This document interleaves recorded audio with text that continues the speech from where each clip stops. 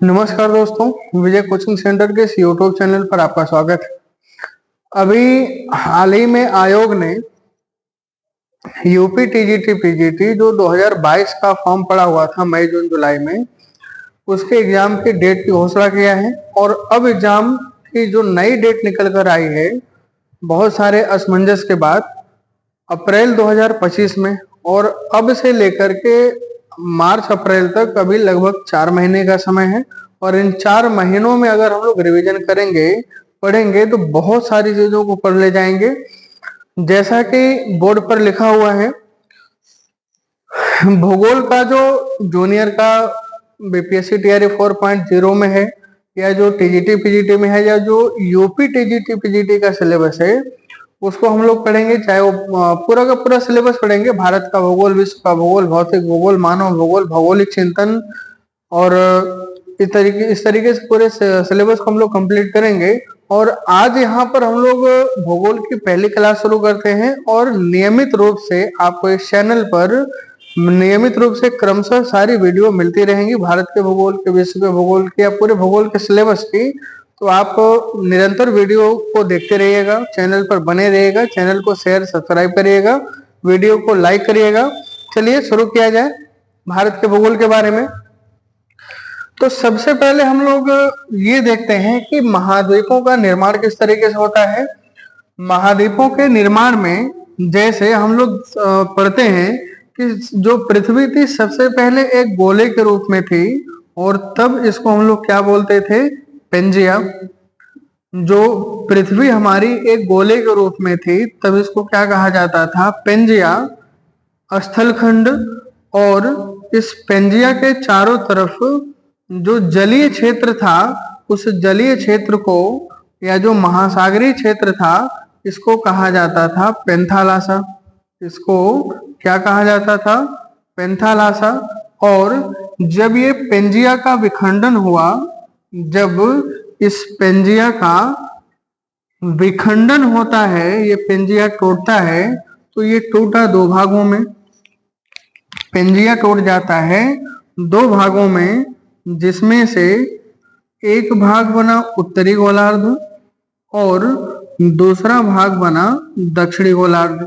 एक बना उत्तरी गोलार्ध और दूसरा बना दक्षिणी गोलार्ध, जिसमें से उत्तरी गोलार्ध को कहा जाता है अंगारा लैंड।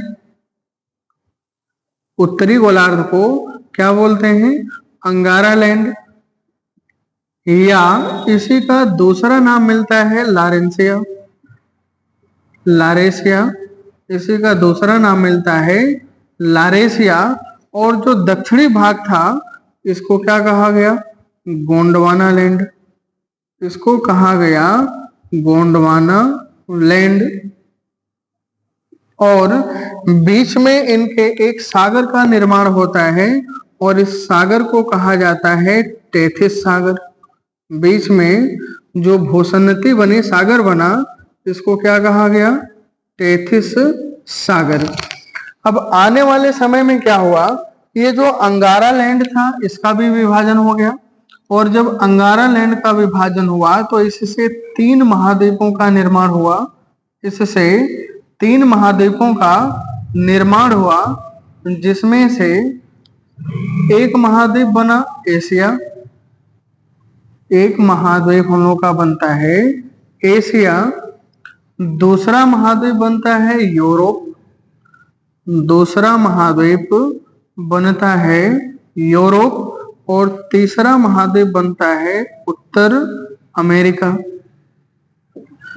तीसरा महाद्वीप कौन सा बना, उत्तर अमेरिका महाद्वीप।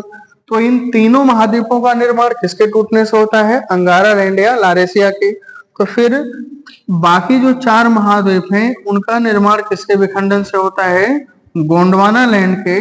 और ये कौन कौन से महाद्वीप बने, दक्षिण अमेरिका, दक्षिण अमेरिका महाद्वीप। और दक्षिण अमेरिका महाद्वीप के बाद दूसरा हमारा बनता है अफ्रीका महाद्वीप। दूसरा है अफ्रीका महाद्वीप।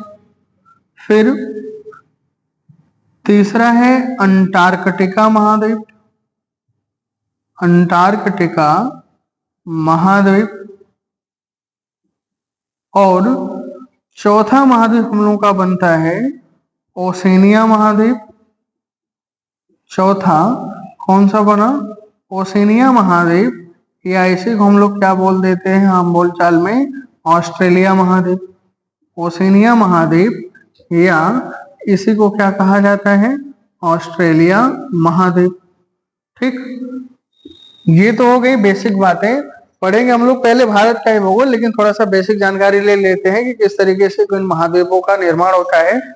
तो जब हमारी पृथ्वी एक गोले के रूप में थी, जब उसका विखंडन नहीं हुआ था, कोई महाद्वीप नहीं बना था, तब इसको क्या कहा गया था? पेंजिया। और पेंजिया जो महाद्वीप था, इसके चारों तरफ जो जलीय भाग हुआ करता था, इस जलीय भाग को क्या नाम दिया गया था? जलीय भाग को कहा जाता था पेंथालासा।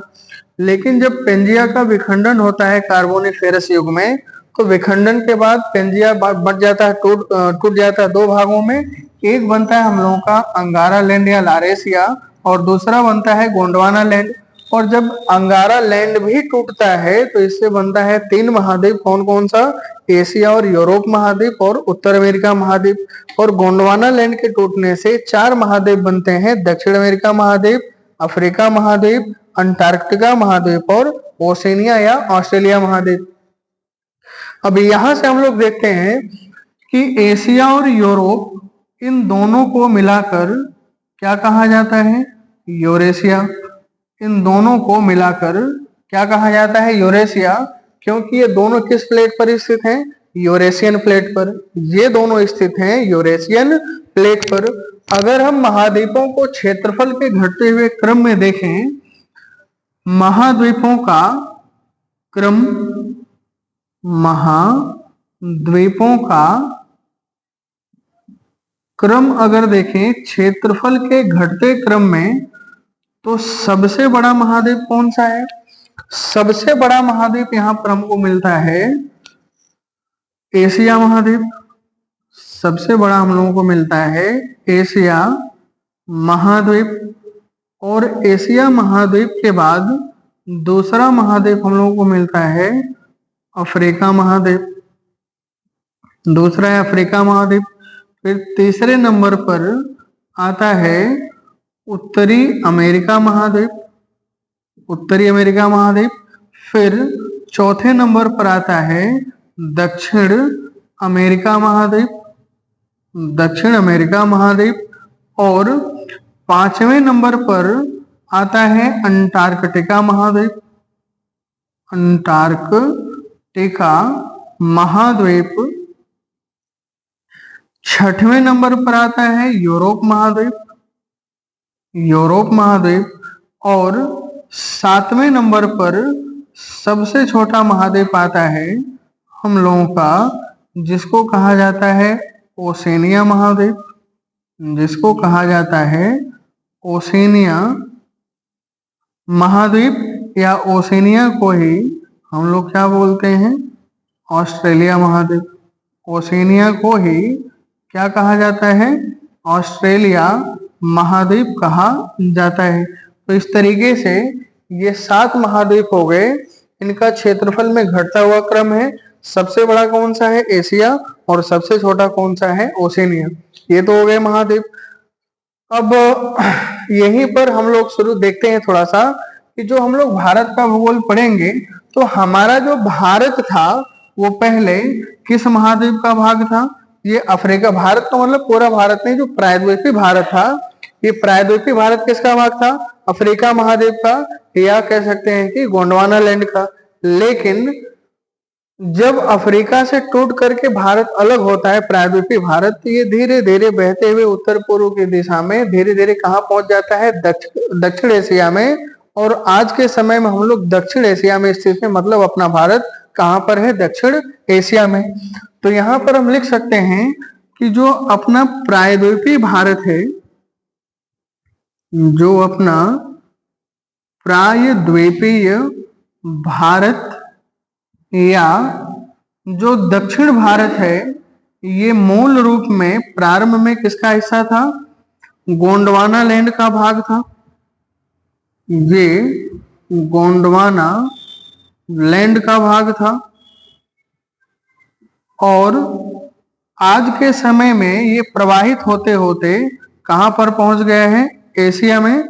तो ये पहले गोंडवाना लैंड का भाग था और आज के समय में कहां पर है? एशिया में। इतनी चीजें समझ में आई होंगी, आप इसका स्क्रीनशॉट ले लीजिएगा और फिर यहां से हम लोग आगे चलते हैं, भारत के भूगोल की आगे की कहानी को समझते हैं।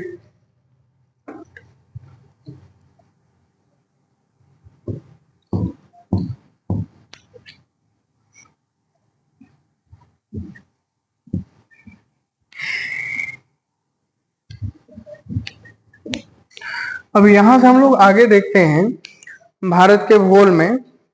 तो थोड़ा सा हम लोग बेसिक परिचय लेते हैं भारत का। जैसे अगर हम भारत की बात करें तो भारत किस गोलार्ध में स्थित है?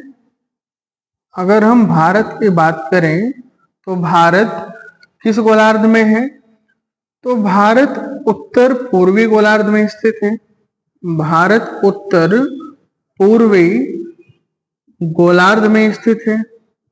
हमारा भारत उत्तर पूर्वी गोलार्ध में स्थित है। अब थोड़ा सा इसको समझते हैं कि किस प्रकार से ये उत्तर पूर्वी गोलार्ध में स्थित है। जैसे अगर हम इसको पृथ्वी मानते हैं, अगर इसको हम पृथ्वी मानते हैं और बीच से एक रेखा खींचते हैं जिसको हम बोलते हैं 0 डिग्री अक्षांश रेखा, और इधर से एक रेखा खींचते हैं जिसको हम बोलते हैं 0 डिग्री देशांतर रेखा, और एक रेखा यहाँ पर खींचते हैं कर्क रेखा, और एक रेखा यहाँ पर खींचते हैं जिसको हम लोग क्या बोलेंगे? मकर रेखा। एक रेखा यहाँ पर खींचते हैं जिसको हम लोग क्या बोलेंगे? मकर रेखा। तो ये जो 0 डिग्री अक्षांश या भूमध्य रेखा वाला भाग है, इससे हम ऊपर चलेंगे तो ये हो जाएगा उत्तरी गोलार्ध, और ये जो 0 डिग्री देशांतर का भाग है इससे आगे चले, इससे दाएं साइड चलेंगे ये हो जाएगा पूर्वी गोलार्ध। तो अपना भारत यहीं पर स्थित है, मतलब कर्क रेखा हमारे भारत से होकर गुजरती है, और इसीलिए कहा जाता है कि हमारा भारत किस गोलार्ध में है? उत्तर पूर्वी गोलार्ध में। अक्षांश रेखा के हिसाब से उत्तरी गोलार्ध में, और देशांतर रेखा के हिसाब से किस गोलार्ध में है? पूर्वी गोलार्ध में है। तो इसको भी हम लोग लिख लेते हैं। अक्षांश, या कह सकते हैं कि 0 डिग्री अक्षांश रेखा के आधार पर, 0 डिग्री अक्षांश रेखा के आधार पर, रेखा के आधार पर उत्तरी गोलार्ध में, उत्तरी गोलार्ध में तथा 0 डिग्री देशांतर रेखा के आधार पर, 0 डिग्री देशांतर रेखा के आधार पर, रेखा के आधार पर भारत पूर्वी गोलार्ध में स्थित है। भारत पूर्वी गोलार्ध में स्थित है, और इसीलिए कहा जाता है दोनों को मिलाकर कि भारत किस गोलार्ध में स्थित है? उत्तर पूर्वी गोलार्ध में। भारत किस में स्थित है? उत्तर पूर्वी गोलार्ध में। अब यहां से हम लोग आगे चलते हैं। उत्तर पूर्वी गोलार्ध में देख लिया तो देखते हैं कि भारत का जो विस्तार है वो किस जलवायु दशा में पड़ता है। तो अपना जो भारत है, भारत ना तो पूर्ण रूप से उष्णकटिबंध में है और ना ही पूर्ण रूप से शीतोष्ण कटिबंध में है। भारत ना तो पूर्ण रूप से उष्ण कटिबंध में है और ना ही पूर्ण रूप से शीतोष्ण कटिबंध में। मतलब जो 30 डिग्री अक्षांश रेखा है, भारत का जो अक्षांशीय विस्तार हम लोग देखते हैं तो ऊपर में एकदम उत्तर में 37 डिग्री तक पहुंच जाता है। तो 30 डिग्री उत्तरी अक्षांश तक भारत पड़ता है उष्ण कटिबंध में, और 30 से 37 के बीच का जो भाग है वो पड़ता है शीतोष्ण कटिबंध में। तो मिला जुलाकर भारत का जो विस्तार है, भारत का जो विस्तार है उष्ण कटिबंध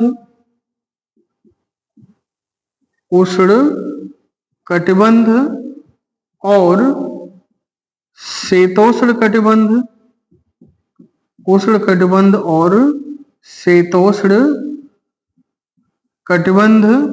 में है, उष्ण कटिबंध और शीतोष्ण कटिबंध में है। लेकिन भारत का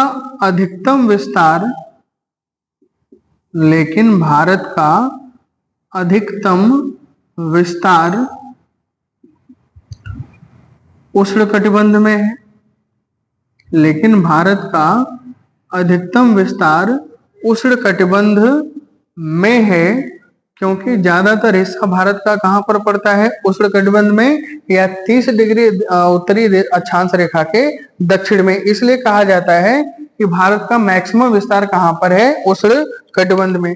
ये सवाल कथन और कारण में पूछा हुआ है कि भारत का अधिकतम विस्तार कहां पर है? उष्ण कटिबंध में, लेकिन आंशिक विस्तार शीतोष्ण कटिबंध में भी पड़ता है। इसीलिए कहा जाता है कि भारत का जो विस्तार है यह उष्ण कटिबंध में भी है और शीतोष्ण कटिबंध में भी पड़ता है, लेकिन अधिकतम विस्तार कहां पड़ता है? उष्ण कटिबंध में।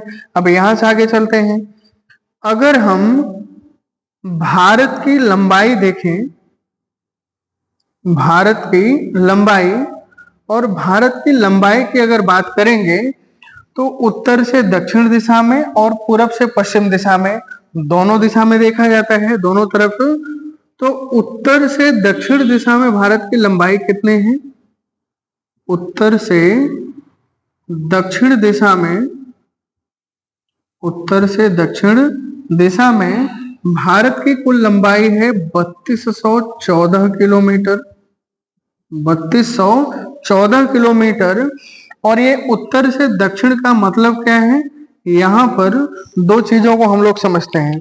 उत्तर से दक्षिण का मतलब यहाँ पर ये है कि उत्तर में हम लोग चलेंगे इंदिरा कॉल से, उत्तर में हम लोग चलेंगे इंदिरा कॉल से, और दक्षिण में कहां तक जाएंगे? दक्षिण में हम लोग जाएंगे कन्याकुमारी तक। इंदिरा कॉल से लेकर कन्याकुमारी तक। तो यहां पर भारत की कुल लंबाई कितनी हो जाएगी? 3214 किलोमीटर। लेकिन अगर हम पूर्व से पश्चिम दिशा में भारत की लंबाई की बात करें, पूर्व से पश्चिम दिशा में, पूर्व से पश्चिम दिशा में भारत की लंबाई की बात करें तो भारत की कुल लंबाई कितनी है? 2933 किलोमीटर। यहाँ पर लंबाई कितनी हो जाएगी? 2933 किलोमीटर।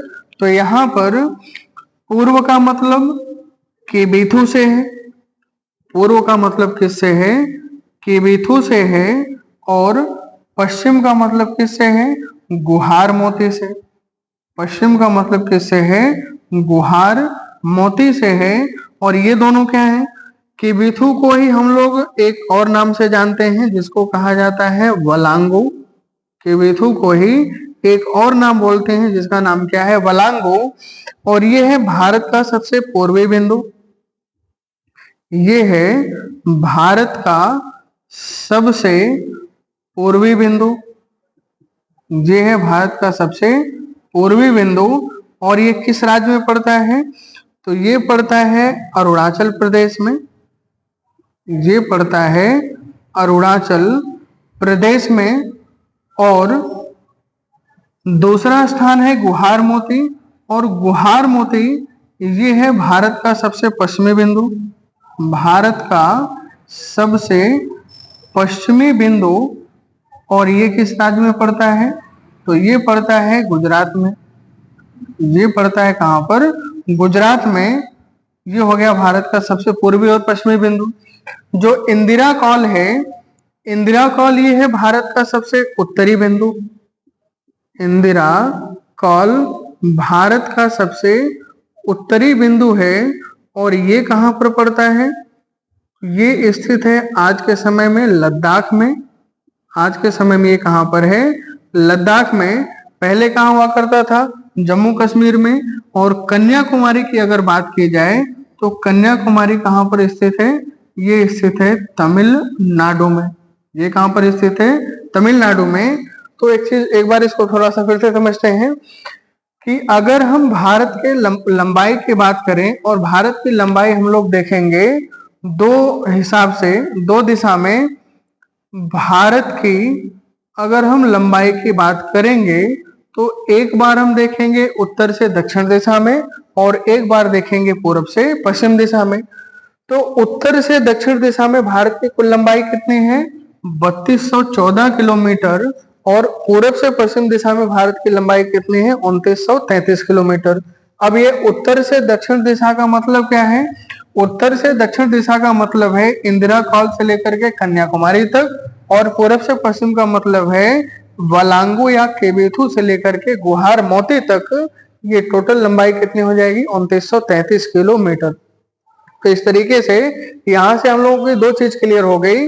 एक तो उत्तर से दक्षिण, पूर्व से पश्चिम दिशा में भारत की लंबाई टोटल, और कौन सा भारत का पूर्वी बिंदु है, कौन सा भारत का पश्चिमी बिंदु है, कौन सा उत्तरी बिंदु है, कौन सा दक्षिणी बिंदु है। थोड़ा सा इसी को हम लोग दूसरे तरीके से देखते हैं। भारत के बिंदुओं को हम लोग थोड़ा सा दूसरे तरीके से देखते हैं। जैसे एक हम लोग यहाँ पर फ्लो चार्ट बनाते हैं, फिगर छोटा सा। एक यहाँ पर हम लोग छोटा सा एक फिगर बनाते हैं और इसमें समझते हैं। ऊपर की तरफ हमेशा होती है कौन सी दिशा? नॉर्थ। नीचे कौन सी दिशा होती है? साउथ। इधर कौन सी दिशा होती है? ईस्ट। और इधर कौन सी दिशा होगी? वेस्ट। वेस्ट मतलब पश्चिम। अब अगर हम सबसे उत्तरी बिंदु की बात करें तो भारत का सबसे उत्तरतम बिंदु कौन सा है? इंदिरा कॉल। भारत का सबसे उत्तरी बिंदु कौन सा है? इंदिरा कॉल। भारत का सबसे दक्षिणी बिंदु कौन सा है? कन्याकुमारी। अब यहां से सवाल दो तरीके से पूछा जाता है। यहां से सवाल दो तरीके से पूछा जाता है कि मुख्य भूमि से भारत का दक्षिणी बिंदु कौन सा है और भारत का एकदम दक्षिणतम बिंदु कौन सा है। तो मुख्य भूमि से दक्षिणी बिंदु हो जाएगी कन्याकुमारी, और भारत का एकदम दक्षिणतम बिंदु पूछा जाए तो इसका आंसर हो जाएगा इंदिरा पॉइंट। इसका आंसर क्या हो जाएगा? इंदिरा पॉइंट। दो नाम हो गए। भारत का सबसे पूर्वी बिंदु कौन सा है? तो नॉर्मली जो सबसे प्रचलित है इसको कहा जाता है केबिथु, या केबिथु का दूसरा नाम है जिसको कहा जाता है वलांगो। और जो सबसे पश्चिमी बिंदु है इसको हम लोग क्या बोलते हैं? इसको कहा जाता है गुहार मोती, या दूसरा नाम इसी का मिलता है गौर मोता। गुहार मोती, या इसी को क्या कहा जाता है? गौर मोता। गुहार मोती या गौर मोता। गौर मोता नाम हो गए। अब देखते हैं कि कौन सा किस राज्य में स्थित है।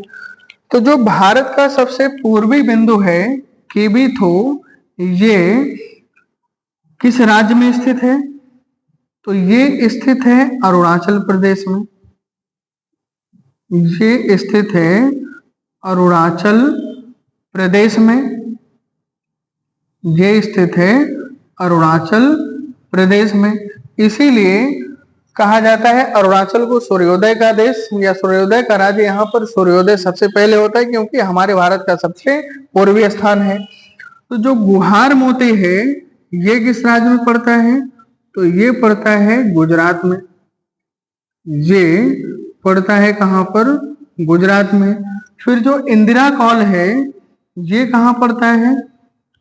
ये किस राज्य में स्थित है? तो ये स्थित है कहाँ पर? लद्दाख में। और जो कन्याकुमारी है, कन्याकुमारी स्थित है तमिलनाडु में। कन्याकुमारी स्थित है तमिलनाडु में। और इंदिरा पॉइंट स्थित है अंडमान निकोबार में। ये स्थित है अंडमान निकोबार द्वीप समूह के ग्रेट निकोबार द्वीप पर। अभी आगे इसको हम लोग डिटेल में देखेंगे। तो इस तरीके से ये हो गए। अब यहाँ पर अगर बात की जाए कि कौन सा स्थान कितने डिग्री अक्षांश पर, यहीं पर एक चीज हम लोग और क्लियर कर लेते हैं कि भारत का अक्षांशीय और देशांतरी विस्तार क्या है, तो उसको हम लोग लगे हाथ एक ही वीडियो में सारे एक ही टॉपिक पे सारी चीज को देख लेते हैं। जैसे जो इंदिरा कॉल है ये स्थित है, यहां से चलते हैं, जो इंदिरा पॉइंट है ये स्थित है 6 डिग्री 4 मिनट उत्तरी अक्षांश से, उत्तरी अक्षांश पर ये स्थित है 6 डिग्री 4 मिनट उत्तरी अक्षांश पर। कन्याकुमारी स्थित है 8 डिग्री 4 मिनट उत्तरी अक्षांश पर। ठीक, तो यहां पर इंदिरा कॉल किस पर स्थित होगा, तो ये स्थित होगा 37 डिग्री 6 मिनट उत्तरी अक्षांश पर। ये स्थित है 37 डिग्री 6 मिनट उत्तरी अक्षांश पर। तो यहां से हम लोगों का एक सवाल क्लियर हुआ, कौन कौन सा, कि भारत का जो सबसे उत्तरी बिंदु है वो कौन सा है, तो वो है हमारा इंदिरा कॉल। और इंदिरा कॉल कितने डिग्री अक्षांश पर है, तो इंदिरा कॉल स्थित है 37 डिग्री 6 मिनट उत्तरी अक्षांश पर। और जो भारत का दक्षिणतम बिंदु है, अगर एकदम दक्षिणतम बोला तो हम लोग क्या बोलेंगे, इंदिरा पॉइंट, और मुख्य भूमि से दक्षिण बिंदु बोला है तो क्या बोलेंगे, कन्याकुमारी। तो उत्तर से दक्षिण भारत की भारत का जो अक्षांशीय विस्तार है, या दक्षिण से उत्तर जो अक्षांशीय विस्तार है वो कहां से कहां तक हो जाएगा, इंदिरा पॉइंट से लेंगे तो 6 डिग्री 4 मिनट से लेकर के 37 डिग्री 6 मिनट तक, और कन्याकुमारी से पूछा जाएगा तो 8 डिग्री 4 मिनट से लेकर के 37 डिग्री 6 मिनट तक। ये है हमारा अक्षांशीय विस्तार, हमारे भारत का अक्षांशीय विस्तार। अब उसी प्रकार से हम लोग पूर्वी और पश्चिमी देख लेते हैं। जो गुहार मोती या गौर मोता है ये स्थित है 68 डिग्री 7 मिनट पूर्वी देशांतर पर। 68 डिग्री 7 मिनट पूर्वी देशांतर पर, 68 डिग्री 7 मिनट पूर्वी देशांतर पर। उसी प्रकार से केबिथु स्थित है 97 डिग्री 25 मिनट पूर्वी देशांतर पर। 97 डिग्री 25 मिनट पूर्वी देशांतर पर स्थित है। और अगर पूरब से पश्चिम दिशा में भारत का देशांतरी विस्तार पूछा जाए तो क्या हो जाएगा, 68 डिग्री 7 मिनट पूर्वी देशांतर से लेकर के 97 डिग्री 25 मिनट पूर्वी देशांतर तक भारत का क्या है, देशांतरी विस्तार है। भारत का देशांतरी विस्तार है कहां से कहां तक, 68 डिग्री 7 मिनट पूर्वी देशांतर से लेकर के 97 डिग्री 25 मिनट पूर्वी देशांतर तक। तो यहां से हम लोग की दो तीन चीजें क्लियर हुई, कौन कौन सा, एक तो उत्तर से दक्षिण दिशा में भारत की लंबाई, पूरब से पश्चिम दिशा में भारत की लंबाई, भारत का सबसे पूर्वी बिंदु कौन सा है, तो भारत का सबसे पूर्वी बिंदु क्या हो जाएगा, केबिथु या वलांगू। भारत का सबसे पश्चिमी बिंदु गुहार मोती या गौर मोता। भारत का सबसे उत्तरी बिंदु कौन सा हो जाएगा, इंदिरा कॉल। भारत का सबसे दक्षिणी बिंदु कौन सा हो जाएगा, कन्याकुमारी। और भारत का सबसे जो दक्षिणतम बिंदु है वो कौन सा है, इंदिरा पॉइंट। और इंदिरा पॉइंट किस राज्य में है, अंडमान निकोबार में। और ये किस द्वीप पर स्थित है, तो अंडमान निकोबार का ग्रेट निकोबार द्वीप है। अंडमान निकोबार का ग्रेट निकोबार द्वीप है। जो ग्रेट निकोबार द्वीप है इस पर स्थित है हमारा इंदिरा पॉइंट, जो कि वर्तमान में डूब चुका है। और इस इंदिरा पॉइंट का अगर कोई और नाम पूछा जाए तो इसी को कहा जाता है पिग्मेलियन पॉइंट। इसी को कहा जाता है पिग्मेलियन पॉइंट। इसी को कहा जाता है पिग्मेलियन पॉइंट, या इसी को एक नाम और देते हैं जिसको कहा जाता है पार्सन पॉइंट। पिग्मेलियन पॉइंट, या इसी को क्या कहा जाता है, पार्सन पॉइंट, जो कि किसके नाम है, इंदिरा पॉइंट के। अब ये सारी चीजें हो गई। अब यहां से हम लोग जब आगे चलेंगे तो अगली टॉपिक हम लोगों को यहाँ पर पढ़ना है कि भारत के तटवर्ती राज्य, भारत के तटवर्ती राज्य, पहले हम लोग एक बेसिक परिचय ले लेंगे। तट पर कौन कौन से राज्य हैं, अरब सागर के तट पर कौन से राज्य हैं, बंगाल की खाड़ी के तट पर कौन से राज्य हैं, तटीय सीमा कितनी है, द्वीपीय सीमा कितनी, द्वीपीय समेत तट की सीमा कितनी है, भारत के पड़ोसी देश कौन कौन से हैं, किसके साथ कितने किलोमीटर की सीमा लगती है, इस देश की सीमा को हम लोग क्या नाम देते हैं, तो इन सारी चीजों को देखते हैं। तो अगली टॉपिक इसमें हम लोग देखते हैं, आप इसका स्क्रीनशॉट ले लीजिएगा और यहां से हम लोग आगे चलते हैं। तो अगली टॉपिक देखेंगे भारत के तटीय राज्य। अगली टॉपिक इसमें हम लोग क्या देखेंगे, भारत के तटीय राज्य। और अगर तटीय राज्य की बात की जाए तो अरब सागर के तट पर स्थित भारत के 5 राज्य हैं। उसी प्रकार से बंगाल की खाड़ी के तट पर स्थित भारत के 4 राज्य हैं।